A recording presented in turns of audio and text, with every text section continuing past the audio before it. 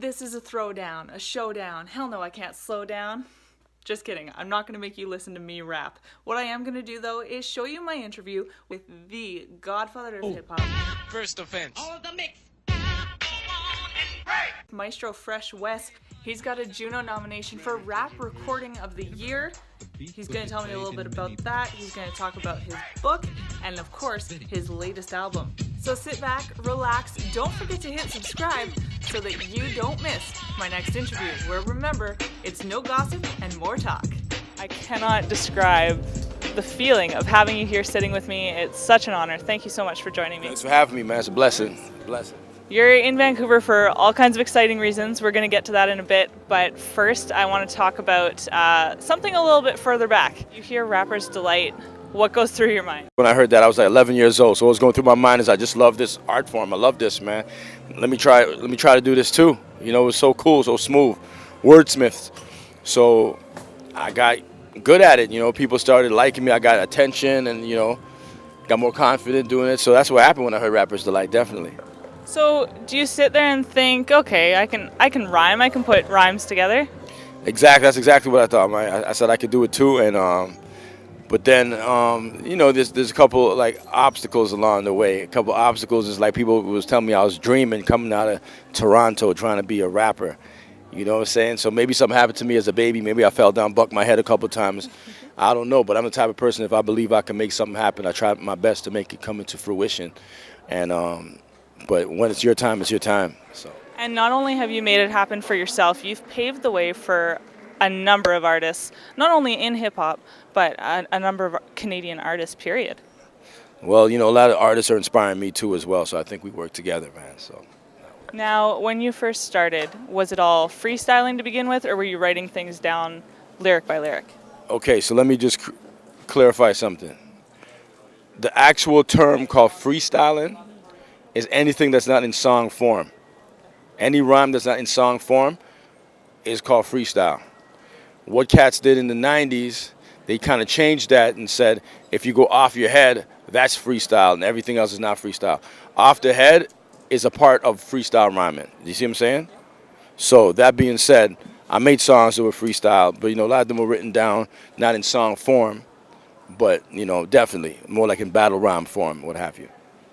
Do you ever have a thought in your mind of what it is that you want to talk about in your song, but then you can't find the right rhyme, and how do you get around that? Sometimes you gotta wait to get the music, the right instrumentation. I gotta sing the best rhyme writers are not necessarily the best songwriters. So a lot of times too, it's not just about being stuck within making words rhyme. It's about the message and the energy coming out of that as well. Sometimes it won't rhyme. Sometimes it's just how it sounds and the energy that comes out of that too as well, like, you know. So I tell artists, man, hip-hop artists, we got to say, we don't make records, we make history. Because anybody can make a record, but by making history is when you do something and you say something that people remember. Now, there's a place called, I don't know if you ever heard of it, it's called Friendly Manitoba. There was a group out of there called the Guess Who. And the Guess Who had a song called These Eyes. I see the camera person there smiling back there. My dudes are smiling, feeling good. They had a song called These Eyes. And I loved that song growing up when I was a kid. And I had the opportunity to sample that record, and I made a song called Stick to Your Vision. And Randy Bachman and Burton Cummins, you know, they co-signed me for that, you know what I mean? But then from my song called Stick to Your Vision that came out in 1999, 10 years later I put out a book called Stick to Your Vision. And that book is a part of a school curriculum now in Halifax. Right, in 2017, 2018. So you got to think, like, all that started from being inspired by a song that came out in the 70s by the Guess Who out of Winnipeg, you know what I mean? That's amazing. And it's come full circle for you. You were inspired by that song. Now you're inspiring others. For it to become part of their curriculum, what did that mean to you when you first found out? Man, look, I just got an honorary diploma for that. So I feel like, you know, hip-hop is the foundation. But from that, we inspire so many different people in so many different capacities that you don't even know. You see what I'm saying? So it just showed how potent and how important this genre of music is, man. How we could really affect and change people's lives, man. Is it a different feeling now from when Let Your Backbone Slide became what it was? Yeah, because when Backbone Slide came out as a kid, I didn't know anything really. I just knew I want girls to like me. Let me try this rhyme thing. That was cool, you know. But then after I got kind of good at it, and you got a record deal, and then albums, go through different situations with labels. Plus growing, you grow and you mature. I'm not the same person I was at 21. I'm almost 50. You know what I'm saying? So I know moms are looking good for my age. You know what I'm saying? And now you've got so much under your belt. It's amazing. We've talked about the author thing. We've talked about the rapping. You're an actor. You're in Mr. D. Yeah, shout out to Jerry D for being a part of that. We're just about to start filming season number 8, which is an awesome experience for me, and hip hop is a foundation for that. I've been on different series and stuff like that, but I've never been on anything that lasts 8 seasons, man. So that's a real blessing. And yeah, I'm excited. I'm excited about what we do here. I started off being a teacher. Now I'm the vice principal. Amazing. Yeah. Promotions everywhere. Exactly. I love it. Talking about promotions, back in '91, you won the very first rap recording album of the year, Juno. Now you're nominated again this year. What's that like? And it was in Vancouver too. That's insane. Yeah, it was awesome. Yeah. It's an awesome feeling, definitely. You put something like that together, a lot of work goes into it. With Coach Fresh, how long did this entire process for that to come out? Man, I had 3 songs already written: Coach Fresh, Tuition, and The Distance. And man, I was in Vancouver.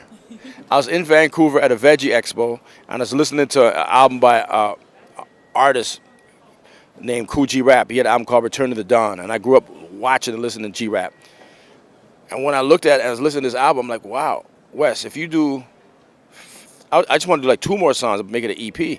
But then after I saw Kool G Rap's album, I'm like, nah, Wes, just do 7 songs, man. Make it a full-length album, man. So that was inspiration, yeah. Was Tomorrow Never Promised on the original when you were going to make it an EP, or was it added afterwards? It was added when I made the album, definitely, yeah. I'm glad you did add it. It's a song that when you're sitting there, before I even knew what it was called, I'm sitting there listening to the very beginning, and you hear it, and it's got this sort of a heaven feeling to it. It's just, it's very powerful. It hits you right in the feels. How did you come up with that one? What was the inspiration? Oh, well, 2 of my best friends passed away in 2016. They died of natural causes, both younger than me. One had a lung issue. The other guy had a heart issue, you know what I'm saying, heart attack. And I'm like, wow, these brothers are younger than me, dying of natural causes, and like 6 days apart. So that really affected me because those are like my 2 closest homies. So I didn't know how to write that song about that before. I knew I was going to, so I was reluctant to writing it. But then when I came up with the concept about making tomorrow a person, I thought that would be real cool. I never heard that before in a song, where the other day I had a conversation with this cat Tomorrow.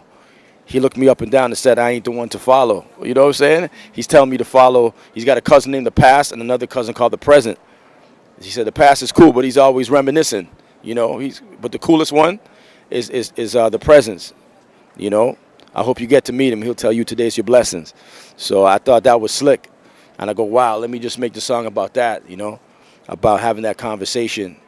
And once I come up with a concept, the song writes itself. And you've always been a person about concept. You've always brought it together. You've made each song a story. It's not just words that you're throwing out. There's a definite definition to what you're writing about. Why has that always been so important to you? I mean, look at the greatest songwriters, man. Leonard Cohen, man. Bob Dylan, Bob Marley, you know what I'm saying? Simon and Garfunkel, Smokey Robinson, you know what I'm saying? Prince, you know what I'm saying? Marvin Gaye, songwriters, man. That's how Leonard Cohen, I already said his name, man. But it's like, when you look at these artists, the way they put stuff together, man, very inspirational. Then MCs like Nas, real Ghostface, Slick Rick. There's MCs out there that are just ill with how they put their songs together, And I'm the type of artist, once I come up with a concept, that's the hardest part. That takes the most time. Then the rhyme writes itself after that, so. And when you talk about all these artists, it sounds like they might have been some of your heroes growing up.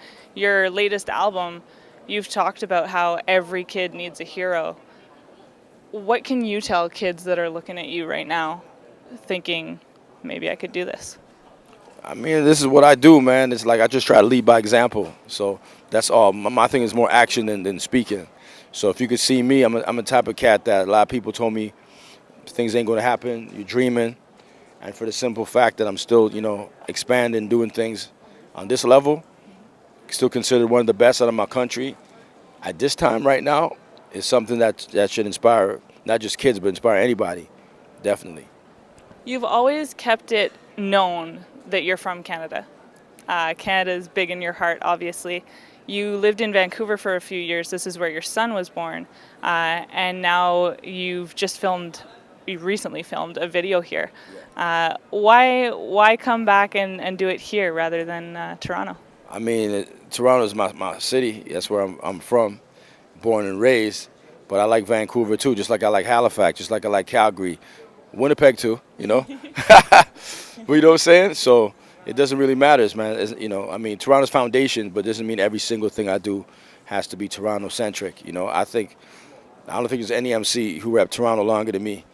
But at the same time, there's other stuff to do as well. There's other regions, and I'm trying to expand and inspire people, not just nationally but internationally as well, definitely. And you've been a big part of inspiring Drake and Cardinal Official. Your song 416 to the 905.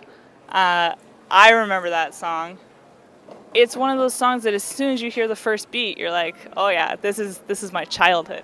Yeah, I know it. Like Drake let people know that's probably his favorite song of mine. You know what I'm saying? Which is cool because look what he's done, man. I mean, he's inspired me to continue doing my thing. I've never had people older than me show me what to do, so I've always been conditioned to ask questions and learn from people, artists younger than me. Or if I can't even ask them, just watch what they're doing and try to do things my way. So we definitely, keep each other sharp like that. Different generations of hip-hop. I've got to say, doing it your way seems to have been working all right for you. Yeah, but I'm still trying to learn, still expanding, So all this that you've already done, what could possibly be next? What are you looking for in your next step?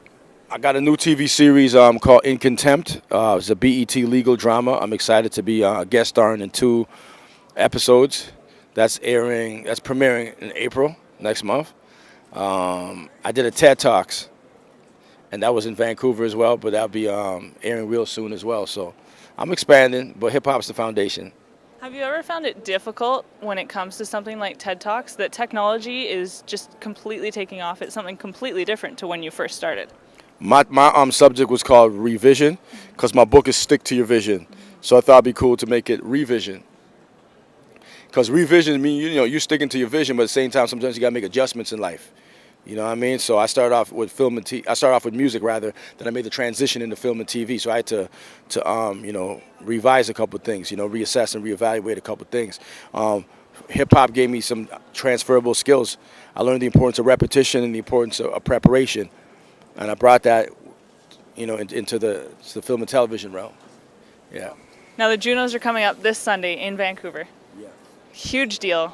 With you being a nominee, going into it, do you ever have nerves or are you pretty comfortable by now?